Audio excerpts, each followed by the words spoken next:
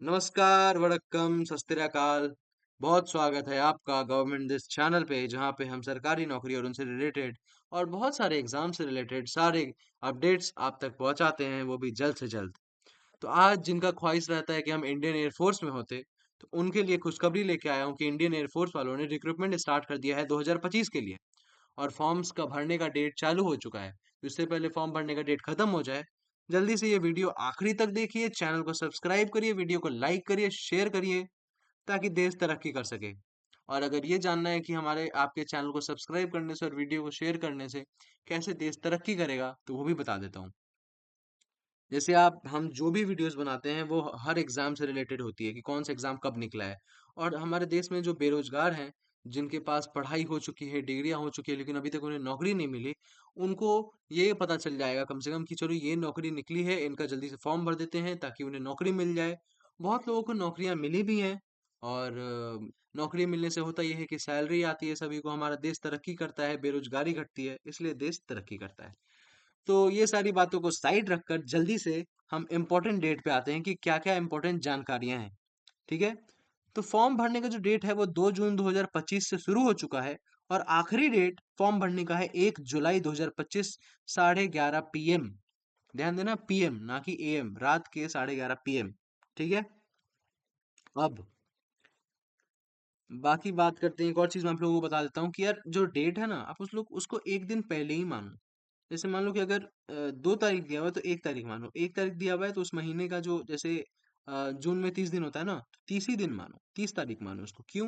क्योंकि आखिरी डेट पर कई बार बहुत सारी गलतियाँ हो जाती हैं। मैंने बहुत सारे ऐसे केसेस देखे हैं, जिसमें किसी का नेट खत्म हो गया, किसी का लाइक नेटवर्क खराब हो गया, सर्वर डाउन हो गया, फ़ोन खराब हो गया किसी कारण से जो आखिरी डेट पर नहीं भर पाया। बहुत सारी दिक्कतें आ जाती हैं। फ़ोन खराब हो गया तो किसी के पास लैपटॉप नहीं है, बाहर नहीं जा पा रहा है, बहुत सारी दिक्कतों के कारण उसका फॉर्म छूट जाता है और साल बर्बाद हो जाता है। इसलिए इस डेट को 1 दिन पहले ही मानो ताकि बफर में तुम्हारे पास 1 दिन रहे, दिक्कत ना हो। अब लास्ट डेट जो है वो आप लोगों को पैसा पेमेंट करने का भी लास्ट डेट 1 जुलाई 2025 ही है, 11:30 बजे तक। तो वो भी आप लोग देख लो कि 1 दिन पहले ही मानो। बाकी जो एग्ज़ाम डेट और एडमिट कार्ड का डेट है, वो आ जाएगा, हम लोग आपको इन्फॉर्म कर देंगे अपने चैनल पे शॉर्ट्स के थ्रू। इसलिए चैनल को सब्सक्राइब करिए ताकि जैसे ही एग्ज़ाम का डेट निकले और एडमिट कार्ड आए, हम लोग शॉर्ट्स अपडेट करें और आप तक अपडेट पहुँच जाए। एप्लीकेशन फ़ी बता देता हूँ, तो एएफसीएटी, एएफसीएटी है Indian force recruitment, AFCAT career Indian air force. ठीक है? भारतीय वायुसेना। इसमें एक मिनट यार, एक कॉल आ रहा है जरा सा। सॉरी गाइस, एक कॉल आ गया था जरा सा। तो हम कहाँ थे? एप्लीकेशन फीस की बात कर रहे थे ना। तो एएफसीएटी एंट्री जो है उसका 550 for all candidates. NCC special entry 0 रुपए। ठीक है? बाकी आप लोग पेमेंट जो है वो डेबिट कार्ड क्रेडिट कार्ड के थ्रू कैसे भी कर सकते हैं। अब आते हैं एज लिमिट पे। तो एज लिमिट है फ्लाइंग बैच के लिए 20 से 24 साल बस। और ground duty technical non technical के लिए 20 से 26 साल। ठीक है? For NCC special and metrology entry age related query read the notification. जो एनसीसी स्पेशल है और मेट्रोलॉजी एंट्री के लिए आप लोग जो हैं, एक मिनट यार। तो यार सॉरी यार, लगता है कोई वीडियो ही कंप्लीट नहीं होने दे रहा है। खैर, टोटल पोस्ट है 284 जिसमें इस रिक्रूटमेंट बैच में। और कौन कौन सा पोस्ट है क्या नाम है बता देता हूँ। तो इसका एंट्री टाइप है AFCAT। ठीक है? इसका जो पोस्ट कोड है वो है फ्लाइंग, जिसमें मेल के लिए 1, फीमेल के लिए 2, टोटल 3। ठीक है? अब आते हैं AFCAT ग्राउंड ड्यूटी पे, ग्राउंड ड्यूटी टेक्निकल पे। AEL 85 पोस्ट है मेल के लिए, 23 पोस्ट है फीमेल के लिए, टोटल 108 8 पोस्ट। उसके बाद AEM, इसमें 38 पोस्ट है मेल के लिए, 10 पोस्ट है फीमेल के लिए, 48 पोस्ट टोटल। फिर आते हैं AFCAT ground duty non technical. इसमें आपका एडमिन है, LGS है, अकाउंट्स है। इसमें तीन चीजें हैं। इसमें 46 मेल के लिए है एडमिन में, LGS में मेल के लिए 9, अकाउंट्स में मेल के लिए, सॉरी, LGS में मेल के लिए 11, अकाउंट्स में मेल के लिए 9। फिर है 12 पोस्ट फीमेल के लिए एडमिन में। फिर LGS में 4 पोस्ट फीमेल के लिए, अकाउंट्स में 2 पोस्ट फीमेल के लिए। देखो, देख सकते हो मेल फीमेल दो जगह। ठीक है? टोटल हो गया आपका 58 15 11। ग्राउंड ड्यूटी नॉन टेक्निकल और ग्राउंड ड्यूटी नॉन टेक्निकल, इसमें एक हो गया एजुकेशन, फिर एक हो गया वेपन सिस्टम डब्ल्यूएस ब्रांच। तो इसमें मेल के लिए 7 पोस्ट है एजुकेशन वाले में, और वेपन सिस्टम डब्ल्यूएस ब्रांच में 19 पोस्ट फीमेल मेल के लिए। और फीमेल के लिए, महिलाओं के लिए 2 पोस्ट, और इसमें 5 पोस्ट। ठीक है, स्क्रीन पे सब दिख रहा होगा। 9 पोस्ट टोटल ऊपर वाले में है, और नीचे वाले में 24 पोस्ट। फिर आगे आपका मेट्रोलॉजी एंट्री, इसमें मेट्रोलॉजी है जिसमें 6 पोस्ट महिला, एक्सक्यूज मी, महिलाओं के लिए, और 2 पोस्ट, 6 पोस्ट पुरुषों के लिए, 2 पोस्ट महिलाओं के लिए, टोटल 8 पोस्ट। 6 पोस्ट हो गया पुरुषों के लिए, मेल के लिए, और 2 पोस्ट महिलाओं के लिए, 8 पोस्ट। बाकी एनसीसी स्पेशल एंट्री में फ्लाइंग है, जिसमें 10% seat out of CDSE vacancies for PC, and 10% seats out of AFCA vacancies for SSC. ठीक है, बाकी जो ब्रांच वाइज एलिजिबिलिटी है क्या क्या है वो मैं आपको बताता हूँ।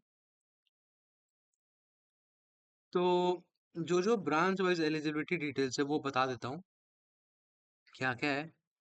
एएफसीएटी एंट्री में जो फ्लाइंग ब्रांच नेम जो है वो है फ्लाइंग है, जिसमें आप लोगों को bachelor degree in any stream चाहिए with physics and mathematics at 10+2 level.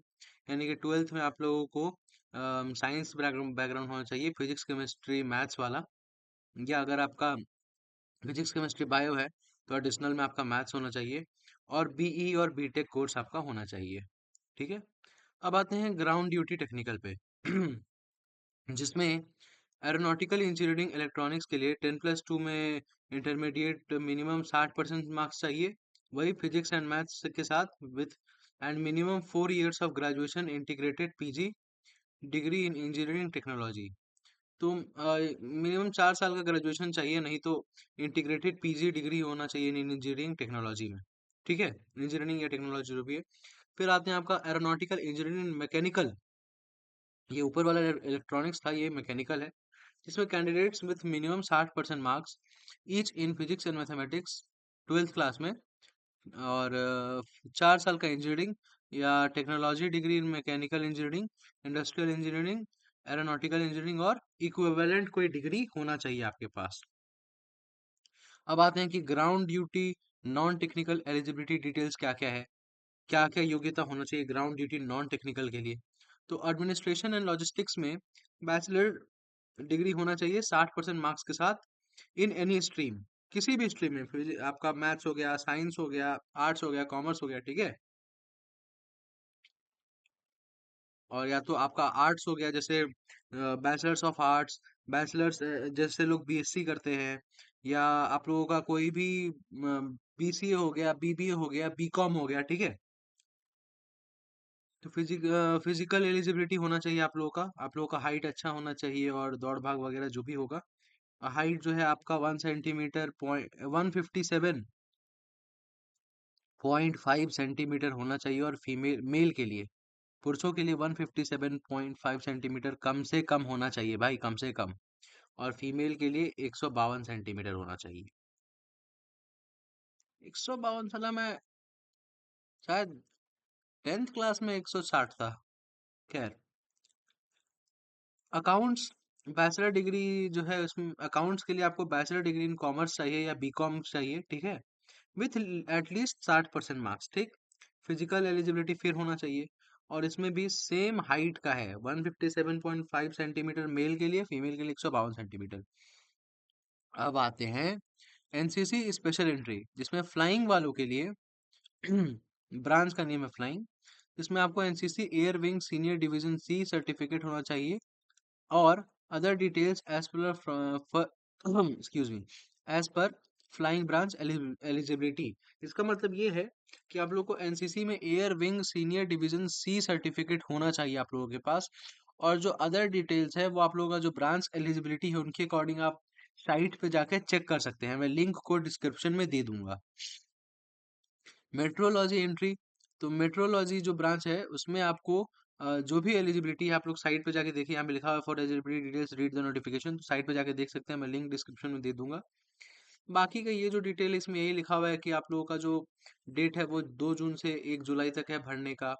आप लोग जो जितना भी आप लोग का डॉक्यूमेंट वगैरह है जो फॉर्म भरने में काम आएगा, एप्लीकेशन भरने में, वो सब आप अपना अपडेट कर लीजिए, साथ में संभाल के रखिए, जैसे हो गया hand writing, eligibility, ID proof, address details, basic details और फिर हो गया photo, sign ID, thumb proof ETC जो भी है, वो सब अपने पास रखिए ताकि भरने के वक़्त वो सब काम आए और अपडेट करवा लीजिए।